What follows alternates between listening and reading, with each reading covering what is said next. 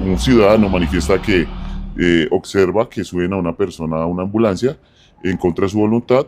En el momento que se abren las puertas de la ambulancia, él voltea o observa una persona con un arma de fuego que le está apuntando y lo obliga a subirse.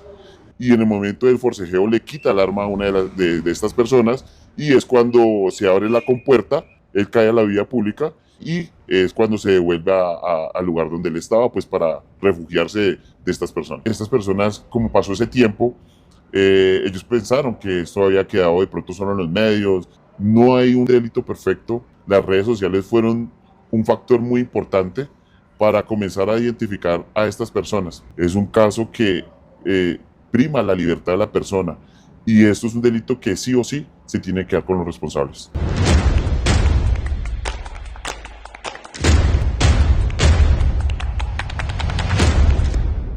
Aquí estamos en un nuevo episodio del podcast Voces de la Ciudad con todos los detalles inéditos detrás de las capturas y desarticulación de bandas criminales en la capital del país. En esta ocasión nos acompaña el agente investigador que llevó tras las rejas a 2 delincuentes responsables de secuestrar a un comerciante en una ambulancia en la calle 93 con Quinta en el norte de Bogotá. ¿Qué nos puede contar usted de los hechos ocurridos ese día? Bueno, ese día, cuando llega el caso al Gaula de la Policía Nacional, llega mediante la línea de emergencia 165, donde pues manifiestan que un ciudadano manifiesta que observa que suben a una persona a una ambulancia en contra de su voluntad y posteriormente es cuando nos dirigimos a verificar el caso. Ok, casualmente usted lo acaba de mencionar, una ambulancia. ¿Qué papel jugaba este vehículo en este secuestro que se dio en la ciudad? Este vehículo, estas personas que fueron capturadas utilizaron este vehículo de emergencia teniendo en cuenta que lo hacían era para no generar sospecha y pues teniendo en cuenta que lo tenían que trasladar hasta cierto punto de la ciudad, entonces era con mayor agilidad, teniendo en cuenta pues de que cuenta con balizas y con sirenas. Okay. Sin embargo, en las imágenes que se viralizaron rápidamente hay algo muy diciente y es que también había otro vehículo acompañando esta ambulancia. ¿Qué papel jugaba ese otro vehículo? Ese vehículo que está escoltando la ambulancia se evidencia que momentos antes ya venían siguiendo a este ciudadano, esta persona que es comerciante. Posteriormente a eso ya desde su residencia lo vienen siguiendo y en el vehículo, es un vehículo Spa rojo, era que estaba haciendo como la trazabilidad de la ruta que tenía la víctima y posteriormente se baja un sujeto del vehículo y es el que ayuda a subir al ciudadano a la fuerza a la ambulancia para que se lo lleve. De acuerdo con la investigación, ¿siempre la intención fue subirlo a la ambulancia o inicialmente era el vehículo rojo? Directamente pues se veía como una planeación cuando cuando se hace la investigación, es de que lo iban a subir al carro rojo, ¿sí? Pero teniendo en cuenta que generaba menos sospecha la ambulancia, es cuando determinan que es la ambulancia donde lo van a subir a la fuerza. Ok, ¿qué pasó en el momento de los hechos? ¿Qué les dijo esta persona? Tenemos entendido que es un comerciante. ¿Cómo lo abordan los delincuentes? ¿Qué le dijeron? Bueno, este ciudadano manifiesta que llega ahí a la 93 con Quinta a visitar una amiga. Él está acompañado de su pareja sentimental. Posteriormente a eso, pues, era como un día de descanso que él tenía y es cuando él se baja de su camioneta y se va a la parte trasera de la camioneta a bajar unos elementos, es sorprendido directamente por la ambulancia. En el momento que se abren las puertas de la ambulancia, él voltea o observa una persona con un arma de fuego que le está apuntando y lo obliga a subirse. Llega una segunda persona en el cual lo golpea con una cruceta y lo suben obligado a la ambulancia.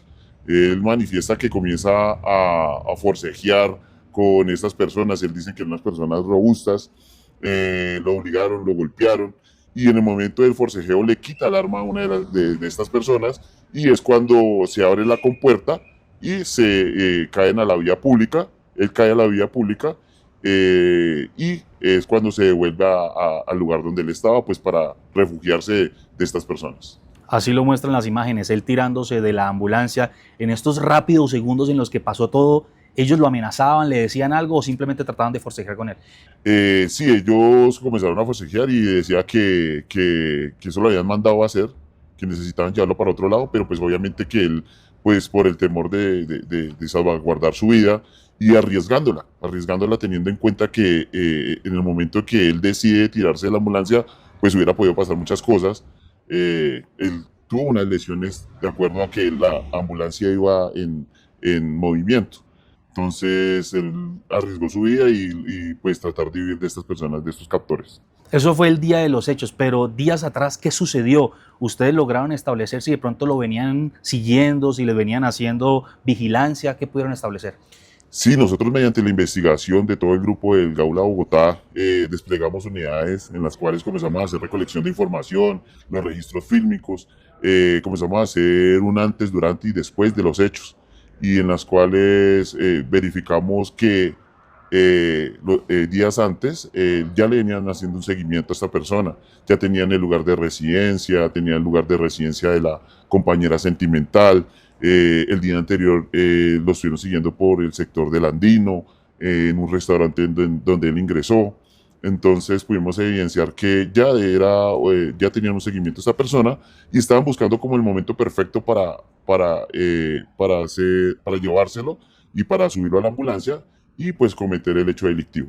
Es decir, ¿la ambulancia también estuvo presente los días anteriores cuando lo estaban siguiendo? Sí, los días anteriores estuvo la ambulancia y el vehículo rojo estuvieron siempre coordinados en el momento de buscar como ese momento exacto para subir a ese señor y poderlo cometer el secuestro. Quizás sea difícil descifrarlo, pero ¿por qué el momento exacto fue ese 8 de junio? Bueno, ese momento fue exacto para ellos teniendo en cuenta que estaba el carro rojo que le digo o el que le manifiesto que estaba como de escolta.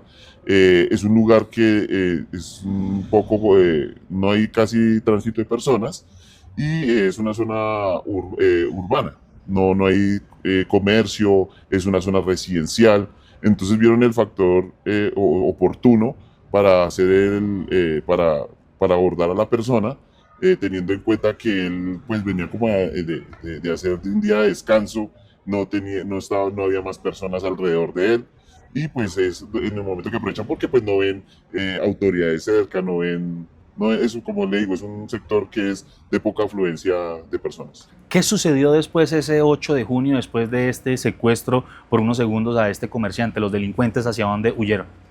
Bueno, nosotros haciendo la trazabilidad de las cámaras, trazabilidad de, bueno, la recolección de información, porque pues la ciudadanía fue un factor importante, teniendo en cuenta que muchos ciudadanos grabaron el momento en que se cometió esta clase de delito de secuestro y lo que hicieron fue subirlos a las redes sociales.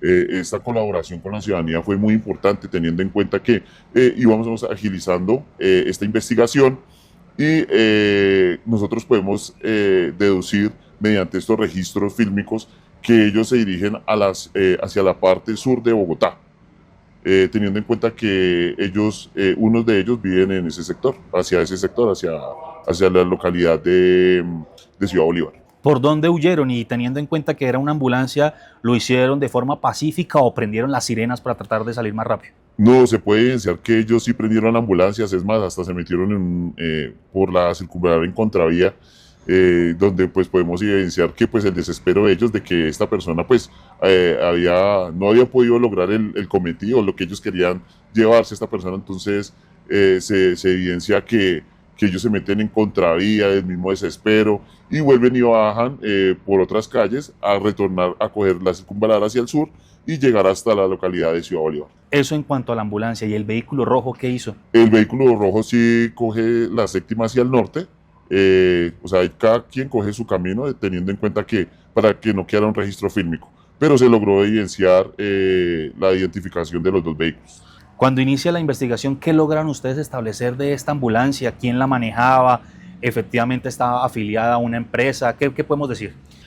Comenzamos a hacer la recolección de información directamente con las identificaciones de la ambulancia, pues descartando que no estuviera de pronto con una identidad falsa, ¿sí? O sea, que no tuvieran unas placas falsas, que no tuvieran unos logos falsos, sino es un paso a paso que tenemos que hacer judicialmente para poder establecer que ese vehículo sí era original, que pertenecía a esa empresa. Hicimos un seguimiento también con ayuda de la Secretaría de Salud, nos colaboró para darnos la identificación de ese vehículo, en las cuales ya pudimos establecer quién era el conductor y quién eran los tripulantes de ese día de ese vehículo. Algo que trascendió es que ese día la ambulancia no estaba de servicio, sino que fue utilizada precisamente para este hecho delictivo.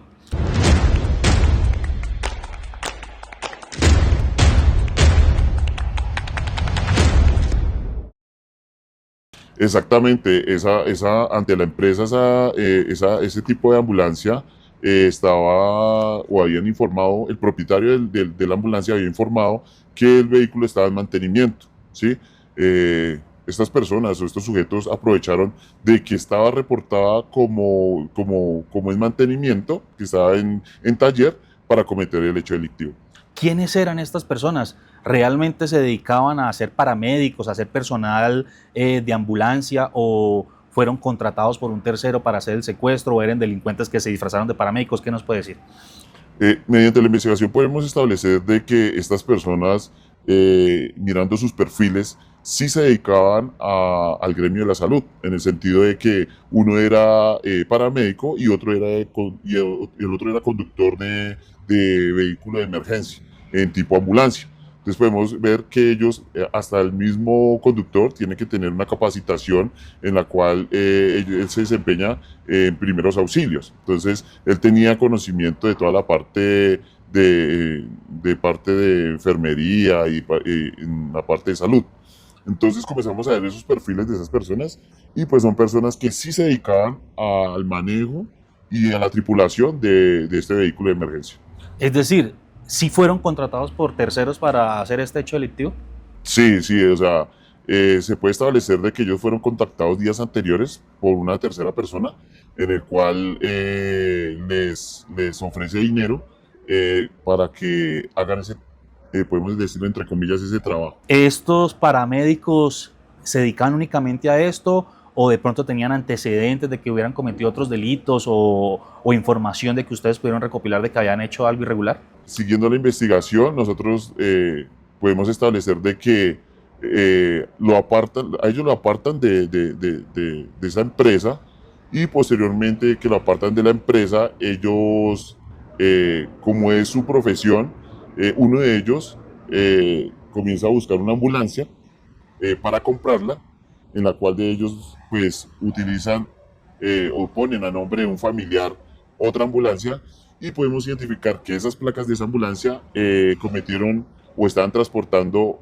partes de vehículos, y en el cual se ve reflejado en un comparendo que le hicieron el presente año. ¿Qué logran ustedes establecer de este comerciante? ¿Quién era? ¿A qué se dedicaba quizás?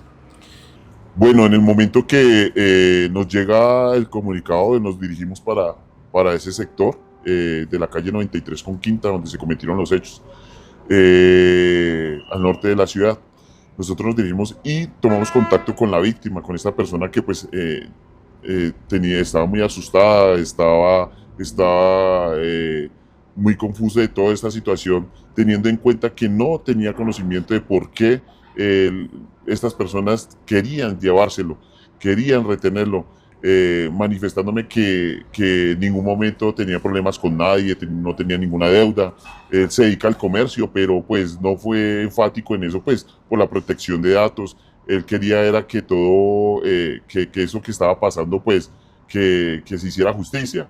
Pero en el momento él manifiesta que desconocía cuáles eran los motivos, porque en ningún momento tuvo amenaza por parte de él o de la familia. Es decir, no tuvo amenazas, no hubo sospecha de que algo como esto podía pasar. No, él manifiesta en la entrevista, porque posteriormente de los hechos nos entrevistamos con él, con su compañera sentimental, en el cual él manifiesta que no tenía ninguna deuda, que no tenía ningún conflicto con otra persona, además de que él no permanecía aquí en Colombia, que él pues residía cerca de ese sector de los hechos, y pues que en ningún momento tenía ningún problema con nadie. Durante todo este tiempo de la investigación, ¿ustedes mantuvieron contacto constante con este comerciante? Sí, claro, directamente es una persona que estaba con la expectativa de que nosotros fuéramos avanzando en la investigación. Igual forma, nosotros necesitábamos que él también nos colaborara con información, que recordara mucha situación, además de que en el momento que él logró huir de estas personas, pues él mismo fue el que recolectó el arma de fuego y la entregó a las autoridades como al cuadrante que llegó en primera instancia en el lugar de los hechos. Durante todo este año quizás los delincuentes creyeron que se iban a salir con la suya, creyeron que iban a cometer el hecho o este secuestro y no iba a pasar nada. Siguieron actuando como si nada prácticamente. ¿Qué decir a eso?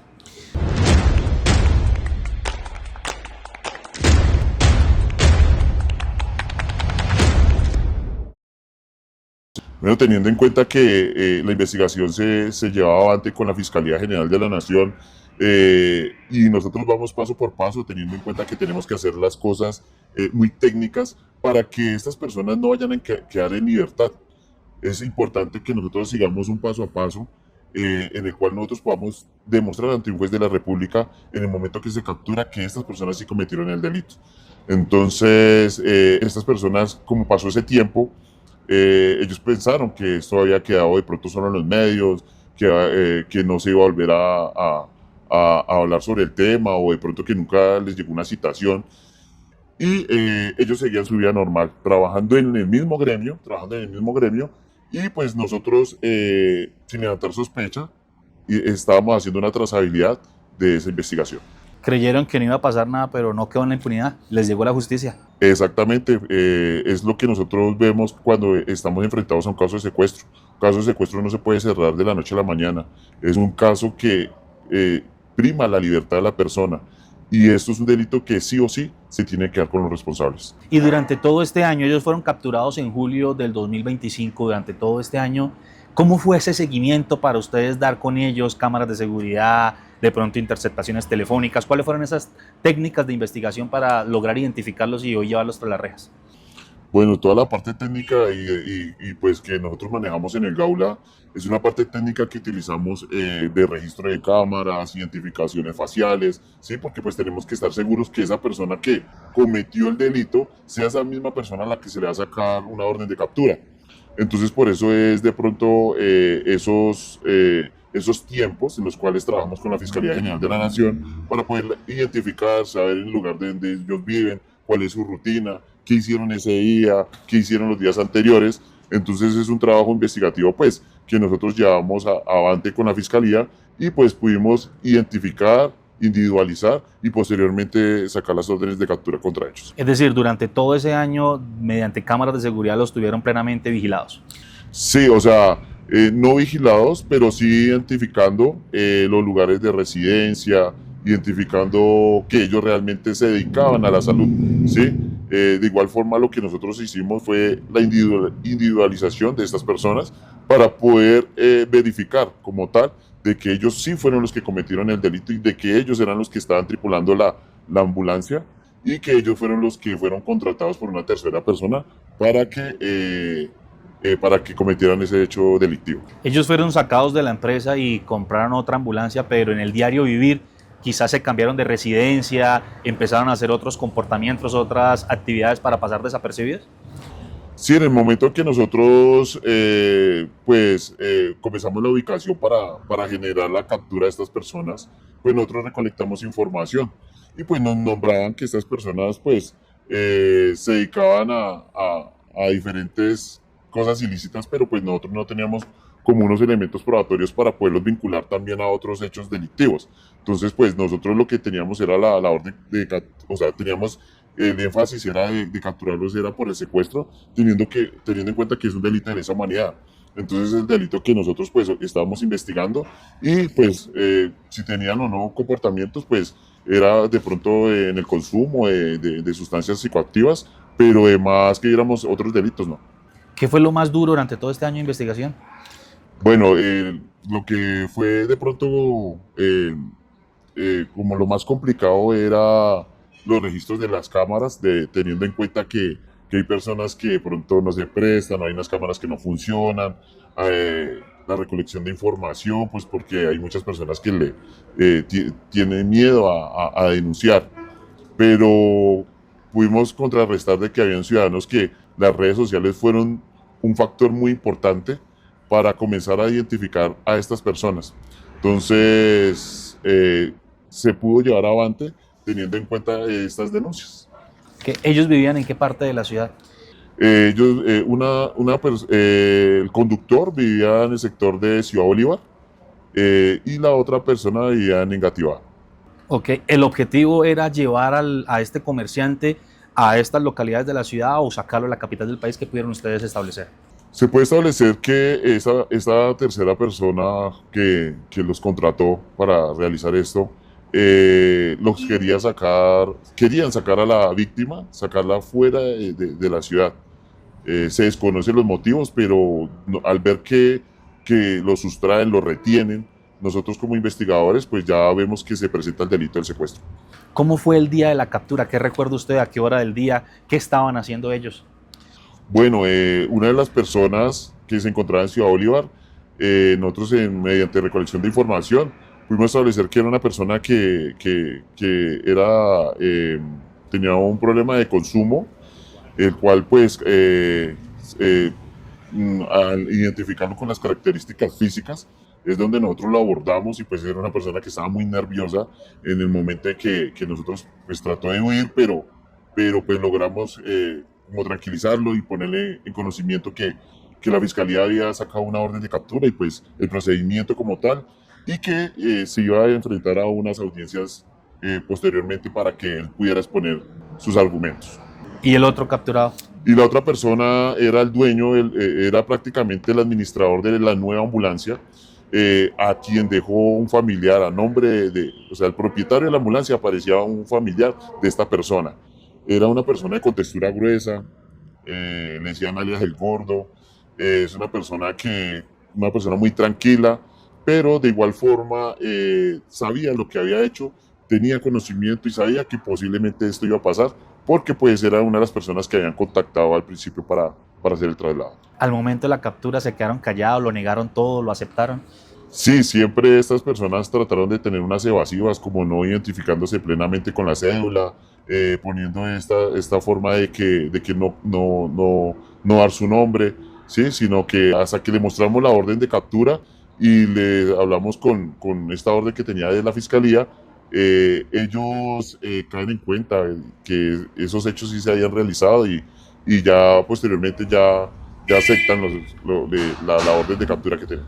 Los otros dos capturados hoy ya están frente a la justicia pagando por el delito de secuestro simple. Usted en algún momento me llegó a mencionar, no existe el delito de intento de secuestro. Todo el que intente arrebatarle la libertad a una persona, así sea por un segundo, debe pagar ante la ley por los hechos cometidos. Sí, señor, directamente nosotros nos contemplamos al Código Penal colombiano y en el código nos manifiesta o nos dice que una persona cuando se comete el delito de secuestro es privar a la libertad, sustraer, retener a una persona, no nos dice el tiempo, sino nos dice que solo es sustraer a una persona, obligarla, ocultarla, que son los verbos rectores de este delito, ya se está cometiendo un secuestro y un secuestro simple. En el momento de privar la libertad de una persona, tenemos que tener en cuenta que es un delito de lesa humanidad y la premura y nosotros como funcionarios del Gaula tenemos que garantizar el derecho a la libertad de las personas. Ok, algo clave acá fue esa alerta ciudadana, esa llamada al 165, alertando lo que estaba sucediendo el día de los hechos. ¿Qué decirle a esas personas que a veces creen que la denuncia no vale la pena, no sirve para nada, pero que en casos como estos demuestran que sí funciona? Claro, es muy importante la denuncia, tanto en las redes sociales como en las líneas de emergencia como el 165, que es la línea que nos apoya a nosotros para poder actuar más fácil, más rápido, ser más efectivos en el momento en que se cometa un delito como el secuestro, que es un delito que es, para investigar es un poco más complejo, pero igual forma llevamos avante y poder contrarrestar esta delincuencia. En lo personal, ¿qué significa para usted llevar tras las rejas a delincuentes como estos y que no lograron salirse con la suya? Pues es satisfactorio darle tranquilidad a la ciudadanía en el sentido de que No hay un delito perfecto, no hay que las bandas criminales, nosotros como autoridades siempre estamos detrás y que podemos tardar un poco, pero siempre vamos a llevarlos tras las rejas. Así fue como el Gaula de la policía logró capturar a estos delincuentes tras secuestrar a un comerciante en el norte de la ciudad. Espérenos ustedes en un próximo episodio del podcast Voces de la Ciudad.